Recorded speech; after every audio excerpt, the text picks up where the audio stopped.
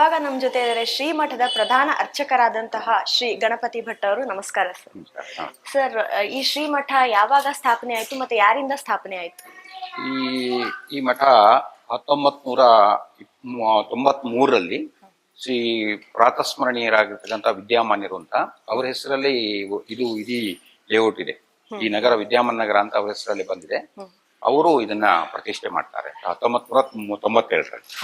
ಇಲ್ಲಿ ಯಾವ ಯಾವ ವಿಗ್ರಹಗಳಿದೆ? ಇಲ್ಲಿ ಆವಾಗಲೇ ವಿದ್ಯಾಮಾನ್ಯರು ಬಹಳ ದೂರ ಒಂದು ದೃಷ್ಟಿ ಉಳ್ಳವರಾಗಿರ್ತಕ್ಕಂಥವ್ರು. ಅದರಿಂದ ಮೊದಲು ಇಲ್ಲಿ ಶ್ರೀನಿವಾಸ ದೇವರನ್ನ ಪ್ರತಿಷ್ಠೆ ಮಾಡ್ತಾರೆ. ಬಹಳ ವಿಶಿಷ್ಟವಾಗಿರ್ತಕ್ಕಂಥದ್ದು ಶ್ರೀನಿವಾಸ ದೇವರು. ಹಾಗೆ ಪದ್ಮಾವತಿ ದೇವಿ. ಶ್ರೀನಿವಾಸ ದೇವರು ಪದ್ಮಾವತಿ ದೇವಿ ಎರಡು ಒಂದೇ ಕಡೆ ಇರೋದು ಬಹಳ ಕಡಿಮೆ. ಇದು ಇಲ್ಲಿ ಅದನ್ನ ಅವರು ವ್ಯವಸ್ಥೆ ಮಾಡಿದ್ದಾರೆ.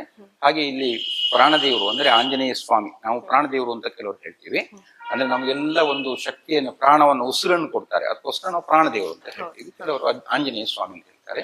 ಆಂಜನೇಯ ಸ್ವಾಮಿಯು ಕೂಡ ಬಹಳ ವಿಶೇಷ ಅಂತಂದ್ರೆ ಕೂತ್ಕೊಂಡಿರೋದು ಧ್ಯಾನದ ಭಂಗಿಯಲ್ಲಿ ಕೂತ್ಕೊಂಡು, ಒಂದು ಕೈಯಲ್ಲಿ ಪುಸ್ತಕ, ಇನ್ನೊಂದು ಕೈಯಲ್ಲಿ ಜ್ಞಾನ ಮುದ್ರೆಯನ್ನು ಹಿಡ್ಕೊಂಡು ಇರ್ತಕ್ಕಂತಹ ಪ್ರಾಣದೇವರು. ಅದು ಘಟಿಕಾಚಲದಲ್ಲಿ ಪ್ರಾಣದೇವರು ಇದೆ.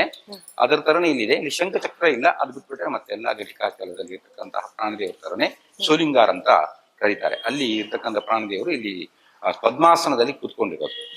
ಪದ್ಮಾಸನದಲ್ಲಿ ಕೂತ್ಕೊಂಡಿರ್ತಕ್ಕಂಥದ್ದು. ಕೈಯಲ್ಲಿ ಪುಸ್ತಕ ಮತ್ತೆ ಜ್ಞಾನ ಮುದ್ರೆಯನ್ನು ಹಿಡ್ಕೊಂಡಿರ್ತಕ್ಕಂಥ ಪ್ರಾಣದೇವರು ಇಲ್ಲಿ ಅದನ್ನ ಪ್ರತಿಷ್ಠೆ ಮಾಡಿದ್ರು. ಆಮೇಲೆ ಮತ್ತೆ ಶಿವನ ಪ್ರತಿಷ್ಠೆಯನ್ನು ಕೂಡ ಇಲ್ಲಿ ಮಾಡಿದ್ದಾರೆ. ಶಿವನ ಲಿಂಗ ಪ್ರತಿಷ್ಠೆಯನ್ನ ಅವ್ರು ಮಾಡಿದ್ರು. ಇಲ್ಲಿ ಗಣಪತಿ, ಆಮೇಲೆ ರಾಘವೇಂದ್ರ ಸ್ವಾಮಿಗಳು ಸನ್ನಿಧಿಯನ್ನ, ವಿಶೇಷವಾಗಿ ರಾಘವೇಂದ್ರ ಸ್ವಾಮಿಗಳು ಅವರು ಹಿಂದಿನ ಪೀಠಾಧಿಪತಿಗಳಾಗಿರ್ತಕ್ಕಂಥವ್ರಿಗೂ ನಮ್ಮ ಸ್ವಾಮಿಗಳಿಗೂ ಅವ್ರಿಗೆ ಬಹಳ, ವಿದ್ಯಾಮಾನ್ಯರಿಗೂ ಬಹಳ ಆಪ್ತತೆ ಇತ್ತು. ಅಲ್ಲಿ ಹೋಗಿ ಅವರು ಅದನ್ನ ಅವ್ರ ಹತ್ರ ಕೇಳಿದಾಗ ನೇರವಾಗಿ ವೃಂದಾವನದ ಒಳಗಿಂದ ತೆಗೆದುಕೊಟ್ಟಿದ್ದಾರೆ. ಅದನ್ನು ಈಗ ಮಾಡ್ಲಿಕ್ಕೆ ಸಾಧ್ಯ ಇಲ್ಲ. ಆ ರೀತಿಯಾಗಿ ಅದನ್ನ ತಂದು ವಿದ್ಯಾಮಾನ್ಯರು ಇಲ್ಲಿ ಪ್ರತಿಷ್ಠೆ ಮಾಡಿದ್ರು 1993ರಲ್ಲಿ. ಗುರುಗಳೀಗ ಪ್ರತಿ ಗುರುವಾರ ಶ್ರೀಮಠದಲ್ಲಿ ಏನೇನು ಕಾರ್ಯಕ್ರಮಗಳಾಗುತ್ತೆ? ಇಲ್ಲಿ ವಿಶೇಷವಾಗಿ ಗುರುವಾರ ಮತ್ತೆ ಶನಿವಾರ 2 ದಿನವೂ ಕೂಡ ಬಹಳ ವಿಶೇಷವಾದ ಕಾರ್ಯಕ್ರಮಗಳನ್ನ ಮಾಡ್ತಾ ಇದ್ದೀವಿ. ಅದನ್ನ ಈಗ ಬಂದಿರತಕ್ಕಂತಹ ಶ್ರೀತುಮಾಧವ್ ಅಂತ 6 ವರ್ಷದಿಂದ ಇಲ್ಲಿ ಬಂದು ಬಹಳ ಅಭಿವೃದ್ಧಿಯನ್ನ ಮಾಡ್ತಾ ಇದ್ದಾರೆ. ಅದನ್ನೆಲ್ಲ ಸ್ವಲ್ಪ ಹೊಸದಾಗಿ ಜನಗಳಿಗೆ ಅನುಕೂಲ ಆಗುವ ರೀತಿಯಲ್ಲಿ ವ್ಯತ್ಯಾಸಗಳನ್ನ ಮಾಡಿ ಬಹಳ ಚೆನ್ನಾಗಿ ವ್ಯವಸ್ಥೆಯನ್ನ ಮಾಡ್ತಾ ಇದ್ದಾರೆ. ಗುರುವಾರ ದಿವಸ ಬೆಳಿಗ್ಗೆ ಬಂದವರಿಗೆಲ್ಲ ಅರ್ಚನೆಯನ್ನ ಮಾಡಿಕೊಡ್ತೀವಿ. ವಿಶೇಷವಾಗಿ ಅರ್ಚನೆಯನ್ನು ಮಾಡಿ ಪೂಜೆ, ಅದು ಮಾಮೂಲಿ ಪೂಜೆ ಎಲ್ಲ ಆಗತ್ತೆ. ಹಸ್ತೋದಕ ಆಗಿ ಎಲ್ಲ ಪೂಜೆ ಆಗತ್ತೆ. ಆಮೇಲೆ ಸಾಯಂಕಾಲ ಹೊತ್ತು ಪಲ್ಲಕ್ಕಿ ಉತ್ಸವ ಮಾಡ್ತೀವಿ. ಪ್ರತಿ ಗುರು ಇದು ಪಲ್ಲಕ್ಕಿ ಉತ್ಸವ ನಡೀತಿದೆ. ಪಲ್ಲಕ್ಕಿ ಉತ್ಸವ ಆದ್ಮೇಲೆ ಅಷ್ಟಾವಧಾನ ಸೇವೆ ಮಾಡ್ತೀವಿ. ಅಷ್ಟಾವಧಾನ ಸೇವೆಯಲ್ಲಿ ವಿಶೇಷವಾಗಿ ರಾಯರ ಬಗ್ಗೆ ಮಹಿಮೆ ಇತ್ಯಾದಿಗಳನ್ನ ಅಲ್ಲಿ ಇರತಕ್ಕಂತಹ ವಿದ್ವಾಂಸರು ಹೇಳ್ತಾರೆ. ಮತ್ತೆ ಸೇತುಮಾಧವರು ಕೂಡ ಒಳ್ಳೆ ಇದನ್ನ ರಾಯರ ಮಹಿಮೆಯಿಂದ ತಿಳಿಸುವಾಗಿ ಅವರು ಹೇಳ್ತಾರೆ. ಶ್ರೀಮಠದಲ್ಲಿ ಪ್ರವಚನಗಳಾಗುತ್ತಾ? ಪ್ರವಚನಗಳು ನಿತ್ಯ ಹೆಚ್ಚಾಗಿ ಪ್ರವಚನಗಳನ್ನ ಮಾಡಿಸ್ತಾ ಇರ್ತಾರೆ. ನಿತ್ಯ ಪ್ರವಚನ ವ್ಯವಸ್ಥೆಯನ್ನ ಮಾಡ್ತಿದ್ದಾರೆ. ಭಾನುವಾರ ಮತ್ತೆ ಶನಿವಾರ ಪ್ರವಚನ ವ್ಯವಸ್ಥೆಯನ್ನ ಪ್ರವಚನ ವ್ಯವಸ್ಥೆಯನ್ನ ಮಾಡಿದ್ದಾರೆ. ಮತ್ತೆ ಪ್ರತಿ ಹುಣ್ಣಿಮೆಗೂ ಪ್ರತಿ ಹುಣ್ಣಿಮೆ ಸತ್ಯನಾರಾಯಣ ಪೂಜೆ. ಶನಿವಾರ ದಿವಸವೂ ಕೂಡ ಅದನ್ನ ಇವರು ಸೇತುಮಾಧವರೇ ಆರಂಭ ಮಾಡಿದ್ದು. ಶನಿವಾರ ದಿವಸ ಉಂಜಲೋತ್ಸವ ಅಂತ ಹೇಳಿ ದೇವರನ್ನ ಉಭಯಲ್ಲಿಟ್ಟು ತೂಗ್ತೀವಿ. ಅದಕ್ಕೆ ಅರ್ಚನಾದಿಗಳನ್ನ ಮಾಡ್ತೀವಿ. ಮತ್ತೆ ಗುರುವಾರ ದಿವಸ ಎಲ್ಲರ ಒಂದು ಭಕ್ತರನ್ನು ಕೈ ಮುಟ್ಟಿಸಿ ಅರ್ಚನೆಯನ್ನು ಮಾಡಿಸುವ ವ್ಯವಸ್ಥೆಯನ್ನು ಸೇತುಮಾಧವರು ಮಾಡಿದ್ದಾರೆ. ಈಗ ಶ್ರೀ ದುರ್ಗಾ ದೇವರ ದೇವಸ್ಥಾನ ನಿರ್ಮಾಣ ಆಗ್ತಿದೆ ಶ್ರೀಮಠದಲ್ಲಿ, ಅದರ ಬಗ್ಗೆ ಸ್ವಲ್ಪ ಹೇಳಿ. ದುರ್ಗಾದೇವಿ ದುರ್ಗಾ ವಿನಾಯಕ ಅಂತ ಹೇಳಿದ್ದಾರೆ. ಕಲಿಯುಗದಲ್ಲಿ ವಿಶೇಷವಾಗಿ ದುರ್ಗಾದೇವಿ ಮತ್ತೆ ವಿನಾಯಕ ಅಂದ್ರೆ ಒಂದೊಂದು ಸಂದರ್ಭದಲ್ಲಿ ಭಗವಂತ ವಿಶೇಷವಾಗಿ ಒಬ್ಬೊಬ್ಬರಲ್ಲಿ ಸನ್ನಿಹಿತನಾಗಿರ್ತಾನೆ. ಆ ವಿಷ್ಣು ವಿಶೇಷವಾಗಿ ದುರ್ಗಾದೇವಿಯಲ್ಲಿ ಮತ್ತೆ ವಿನಾಯಕನಲ್ಲಿ ಇದ್ದು ಬೇಗ ವರವನ್ನ ಕೊಡ್ತಾನೆ. ಕ್ಷಿಪ್ರಪ್ರಸಾದ ಅಂತ ಗಣಪತಿ ಕರೀತಾರೆ. ಅದೇ ರೀತಿಯಾಗಿ ದುರ್ಗಾದೇವಿ. ಅದಕ್ಕೋಸ್ಕರ ಅದರಲ್ಲಿ ನಮ್ಮ ಸೇತುಮಾಧವ್ ಅವರಿಗೆ ಅದು ಸ್ವಪ್ನ ಸೂಚನೆ ಇತ್ಯಾದಿಗಳಾಗಿ ಅವರು ಅದನ್ನ ಹಠ ಹಿಡಿದ್ರು, ಮಾಡಲೇಬೇಕು ಅಂತೇಳಿ. ಅವ್ರಿಗದು ಒಂದು ರೀತಿಯಲ್ಲಿ ಸವಾಲಾಗ್ಬಿಟ್ಟಿದೆ. ಹಾಡೆ ಮಾಡ್ತೀನಿ ನಾನು ಅಂತ. ಆ ರೀತಿಯಾಗಿ ಅನೇಕ ಕಡೆಗೆ ಬೇಡ ಅನ್ನುವಂಥದ್ದು ಬಂದ್ರು ಕೂಡ ಇಲ್ಲ, ಮಾಡಬೇಕು, ಇಲ್ಲಿ ನಡಿಬೇಕು ಅಂತ ಹೇಳಿ ಅವರಿಗೆ ಒಂದು ರೀತಿಯಲ್ಲಿ ಪ್ರೇರಣೆ ಆಗಿದೆ. ಆ ಪ್ರೇರಣೆ ಪ್ರಕಾರ ಈಗ ಅದಕ್ಕೆ ಶಿಲಾನ್ಯಾಸ ಎಲ್ಲ ಆಗಿದೆ. ಈಗ ಕಟ್ಟಡ ಆಗ್ತಾ ಇದೆ. ಅದಕ್ಕೆ ಬೇರೆ ಇದನ್ನ ಪ್ರತಿಷ್ಠೆ ಮಾಡೋ ದಿನಗಳನ್ನು ಕೂಡ ಅದನ್ನ ಮಾಡಿಬಿಟ್ಟಿದ್ದಾರೆ. ಅಲ್ಲಿ ಎಲ್ಲ ಬೇರೆ ಪೂಜೆ ಆಮೇಲೆ ಅದೆಲ್ಲ ಆಗ್ತಾ ಇದೆ. ತಮ್ಮ ಕೈಲಾದಷ್ಟು ಆದಷ್ಟು ಅವರಿಗೆ ಏನು ಮಾಡಿದ್ರೆ ಅದು ಅಂದ್ರೆ ಅವರು ಯಾವಾಗ್ಲೂ ಹೇಳ್ತಾ ಇರ್ತಾರೆ ಸೇತುಮಾಧವ್ ಏನಂತಂದ್ರೆ, ಇದು ನೀವು ಬೇರೆ ಏನೋ ಸೇವೆಯನ್ನ ಕೊಟ್ಕೋಬಹುದು. ಈಗ ಪಂಚಾಮೃತ ಸೇವೆ ಆಗ್ಬೋದು ಏನೋ, ಆದ್ರೆ ದೇವಸ್ಥಾನ ಕಟ್ಟಿಸುವ ಅವಶ್ಯಕತೆ ನಿರ್ಮಾಣ ಒಂದು ಇದು ಅವಕಾಶ ಈಗ ಸಿಗ್ತಕ್ಕಂಥ ದೇವಸ್ಥಾನ ಆದ್ಮೇಲೆ ದೇವಸ್ಥಾನ ಕಟ್ಟಲಿಕ್ಕೆ ಕೊಟ್ಟು ಏನು ಉಪಯೋಗ ಇಲ್ಲ ಆಗೋದು ಅದು ಉಪಯೋಗ ಆಗೋದಿಲ್ಲ.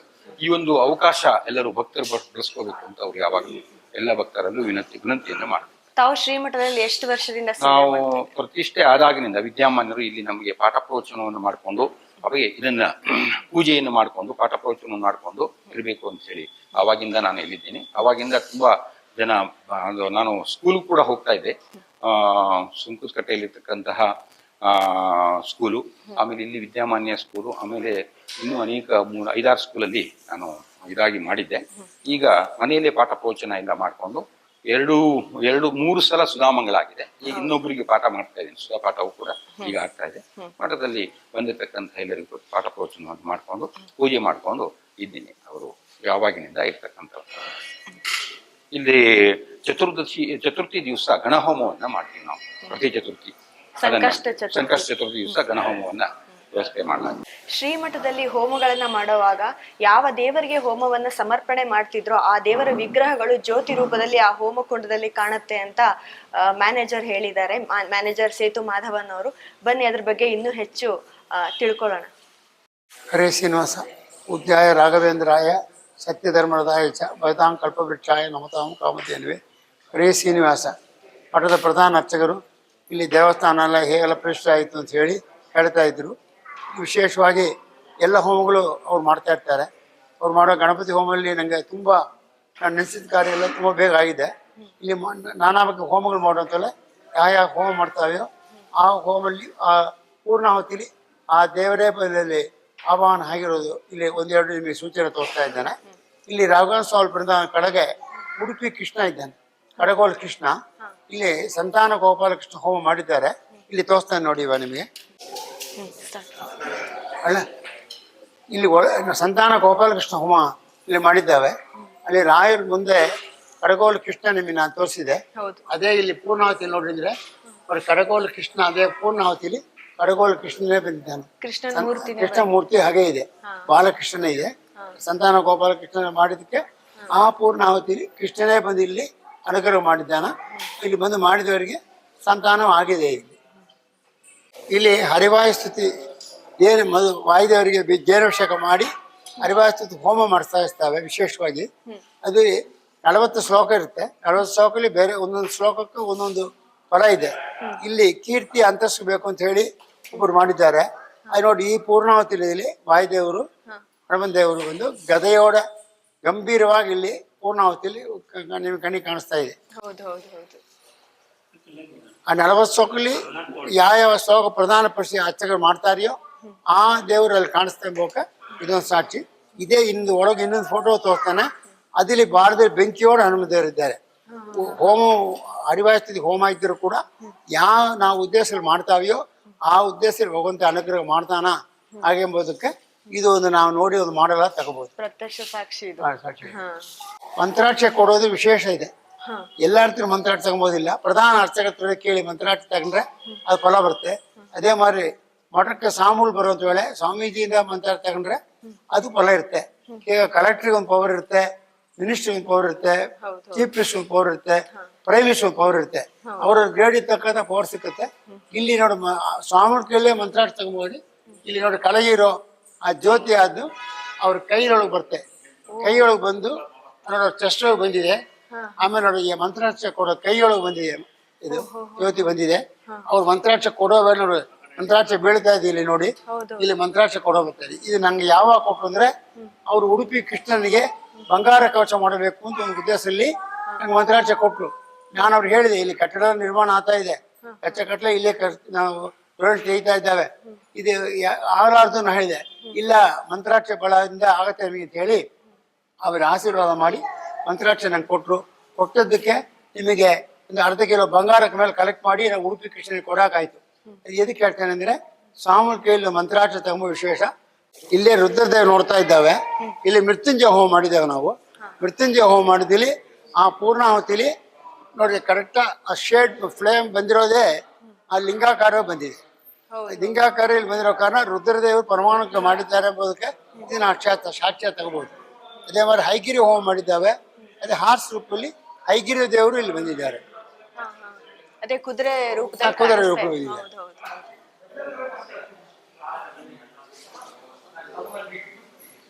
ಇಲ್ಲಿ ಪ್ರತಿ ತಿಂಗಳು ಸಂಘಟಸ್ಥೆ ಗಣಹೋಮ ಮಾಡ್ತಾ ಇದ್ದಾವೆ. ಗಣಹೋಮ ನೋಡಿದ್ರೆ ಪೂರ್ಣಾವತಿ ಅಲ್ಲಿ ಎಲಿಫೆಂಟ್ ರೂಪದಲ್ಲಿ ಕೆಳಗೆ ಎಲಿಫೆಂಟ್ ಇದೆ, ಆ ಮೇಲೆ ಶೇಡ್ ಒಳಗೆ ಗಣಪತಿ ಇದೆ. ಹೌದು. ಪೂರ್ಣಾವತಿ ಗಣಪತಿ ತರ ಕಾಣಿಸ್ತಿದೆ. ಮೇಲಿದೆ, ಕೆಳಗೆ ನೋಡಿ ಎಲಿಫೆಂಟ್ ರೂಪದಲ್ಲಿ ಆ ಸಣ್ಣ ಅಂಬಾರಿಯೋടെ ಸಣ್ಣ ಇದೆ, ತರ. ಅಂಬಾರಿಯೋಡೆ ಎಲಿಫೆಂಟ್ ಬಂದಿದೆ, ಹೌದು, ಹೌದು. ಮೇಲೆ ಅದು ಬಂದಿದೆ. ಹ್ಮ್.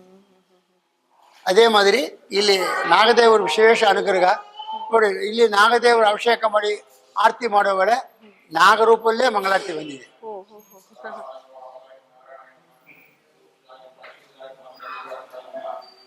ನಾಮತಾರಕ ಮಂತ್ರ ಹೋಮ ಮಾಡಿದ್ದಾರೆ. ಪಂಚ ಕಲ್ಯಾಣ ಉತ್ಸವ ಅಂತ ಹೇಳಿ 5 ಬಗೆಯಾದ ಹೋಮ ಪ್ರವಚನ ಮಾಡಿರಲಿಲ್ಲ ನಾವು. ಅವ ಮಾಡೋ ವೇಳೆ ನಾಮತಾರಕ ಮಂತ್ರ ಹೋಮ ಮಾಡೋ ವೇಳೆ ನೋಡಿ ಅಂಬರ ಬಿಲ್ಲು ಬಾಣದೊಡೆ ರಾಮದೇವರು ಪೂರ್ಣಾವತಿಯಲ್ಲಿದ್ದಾರೆ. ಪೂರ್ತಿಯಾಗಿ ಕಾಣಿಸ್ತಿದೆ ರಾಮದೇವರ ರಾಮದೇವ್ ಪೂರ್ತಿಯಾಗಿ ಅಂಬರ ಪೂರ್ತಿಯಾಗಿ ರಾಮದೇವರು ಕಾಣಿಸ್ತಾ ಇದೆ.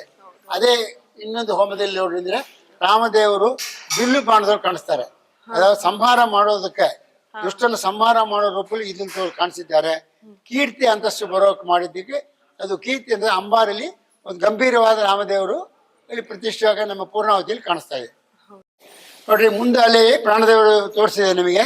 ಅಲ್ಲಿ ಗದೆಯೋಡ ಪ್ರಾಣದೇವರು ಕಾಣಿಸಿರೋ, ಇಲ್ಲಿ ಅದೇ ಪ್ರಾಣದೇವರು ಪೂರ್ಣಾವತಿಯಲ್ಲಿ ಬಾಣದಲ್ಲಿ ಬೆಂಕಿ ಅಂತ ಕಾಣಿಸ್ತಾ ಇದ್ದಾರೆ.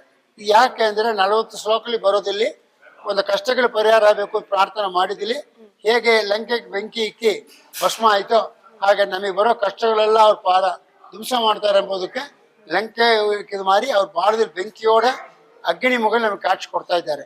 ಹಾಗೆ ಪ್ರಾಣದೇವರನ್ನ ಹರಿವಾಸ್ತು ಹೇಳಿ ದೇನಾಭಿಷೇಕ ಮಾಡಿ ಪ್ರಾರ್ಥನೆ ಮಾಡಿ ಹೋಮ ಮಾಡಿದ್ರೆ ನಮ್ಮ ಕಷ್ಟಗಳು ಪರಿಹಾರ ಆಗುತ್ತೆ ಎಂಬುದಕ್ಕೂ ಇದು ಅಲ್ಲಿ ಮುಂಚೆ ನೋಡಿದ ಹನುಮಂತ ದೇವರು ಒಂದು ಕೀರ್ತಿ ಅಂತಸ್ತು ಬರಬೇಕು ಎಂಬುದಕ್ಕೂ ಅದು ಇದೆ ಎಂಬುದಕ್ಕೆ ಇದನ್ನ ನಿದರ್ಶನ ನೀವೆಲ್ಲ ಭಕ್ತರುಗಳು ಕಾಣಬಹುದು. ಉಡುಪಿಯಲ್ಲಿ ಸ್ವಾಮಿಗಳು ಪರ್ಯಾಯ ಪೀಠದಲ್ಲಿ ಮಂತ್ರಾಕ್ಷ ಕೊಟ್ಟಿದ್ದಾರೆ.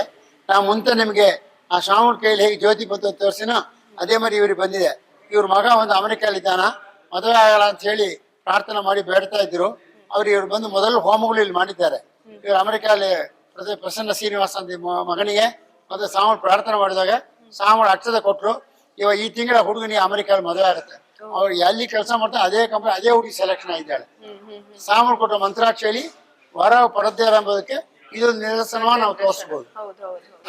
ಆರಾಧನಾ ಬೇಸಿನ ಇಲ್ಲಿ ನೋಡಿದ್ರೆ ಗರ್ಭಗುಡಿಗಳು ಏನ್ ಶೇಡೋ ಗ್ಲಾಸೋ ಇದು ಇಲ್ಲ. ಮಂಗಳಾರತಿ ಆರತಿ ಮಾಡೋಕೆ ನೋಡಿದ್ರೆ ಅಲ್ಲಿ ಶ್ರೀನಿವಾಸನ ಆರತಿ ಮಾಡೋಂತೇಳಿ ಆ ಶೇಡ್ ಶ್ರೀನಿವಾಸನಿಗೂ ಇದೆ. ರಾಘವೇಂದ್ರ ಸ್ವಾಮಿ ಮಾಡೋ ವೇಳೆ ಕೆಳಗೆ ಆ ಶೇಡ್ ರಾಘವೇಂದ್ರ ಸ್ವಾಮಿ ಕೆಳಗೆ ಬಂದಿದೆ.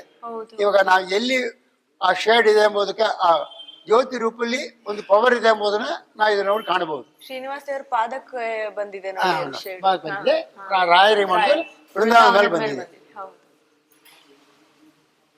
ಅದೇ மாதிரி ಆರಾಧನಾ ಟೈಮಲ್ಲಿ ರಾಘವೇಂದ್ರ ಸ್ವಾಮಿಗಳು ಅಷ್ಟೋತ್ತರ ಹೋಮ ಮಾಡಿದ್ದಾವೆ. ಅಷ್ಟೋತ್ತರ ಹೋಮ ನೋಡಿದ್ರೆ ಆ ಪೂರ್ಣಾವತಿಲಿ ರಾಘವೇಂದ್ರ ಸ್ವಾಮಿಗಳೇ ಕೂತಿರೋರು ಬಂದಿದ್ದಾರೆ. ಕೂತಿರೋ ತರ ಕಾಣಿಸ್ತಿದೆ. ಹೀಗೆ ಈ ದೇವಸ್ಥಾನದಲ್ಲಿ ಅನೇಕ ಹೋಮಗಳು ಮಾಡ್ತಾ ಇರ್ತವೆ. ಆ ಮಾಡಿದ ಫಲ ಹೇಗೆ ಬಂದಿದೆ ಎಂಬುದಕ್ಕೆ ನಿದರ್ಶನವಾಗಿ ಪೂರ್ಣಾವತಿಲಿ ಆಯಾ ದೇವರೇ ಇಲ್ಲಿ ಬಂದಿದ್ದಾರೆ ಎಂಬುದಕ್ಕೆ ಹೇಳ್ಬೋದು. ಬಂದವರಿಗೆ ವರವು ಪಡೆದು ಎಲ್ಲ ಸರಿಯಾಗಿದೆ.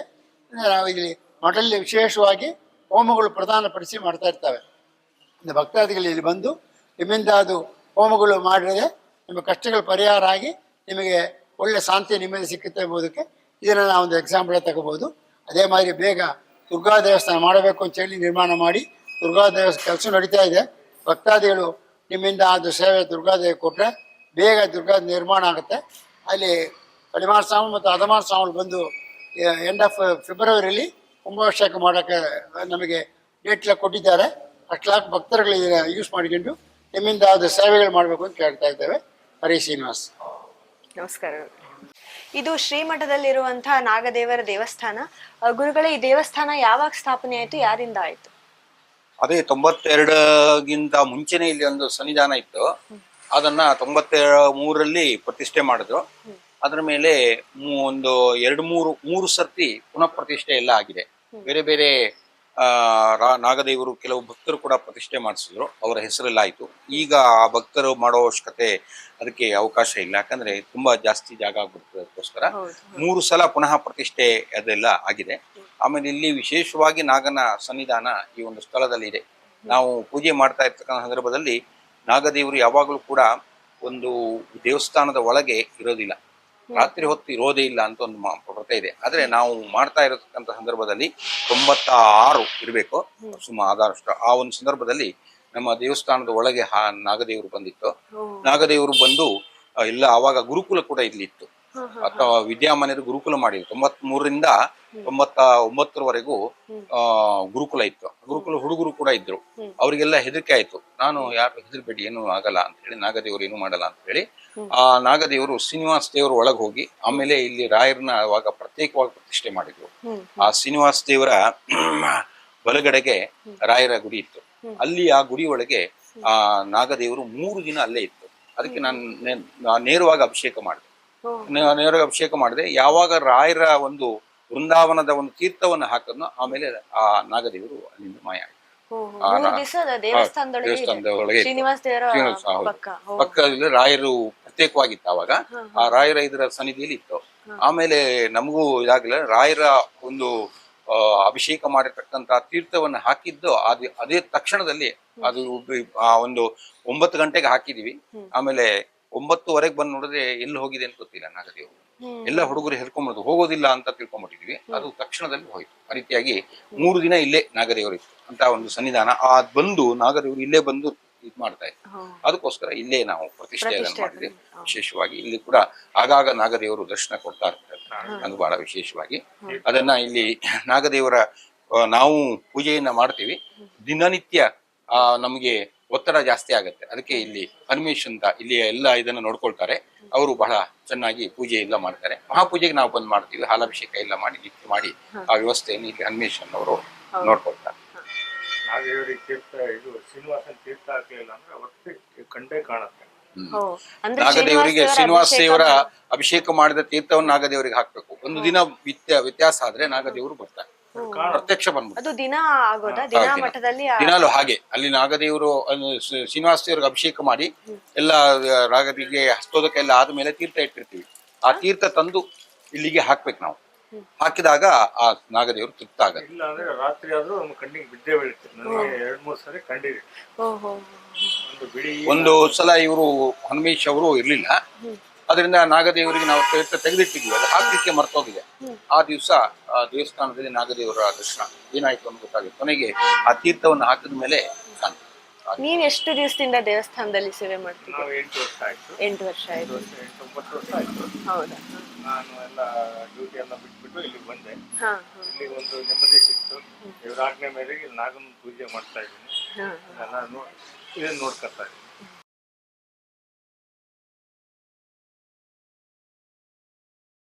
ಈಗ ಶ್ರೀಮಠದಲ್ಲಿ ದುರ್ಗಾದೇವಿಯ ದೇವಸ್ಥಾನದ ನಿರ್ಮಾಣ ನಡೀತಾ ಇದೆ.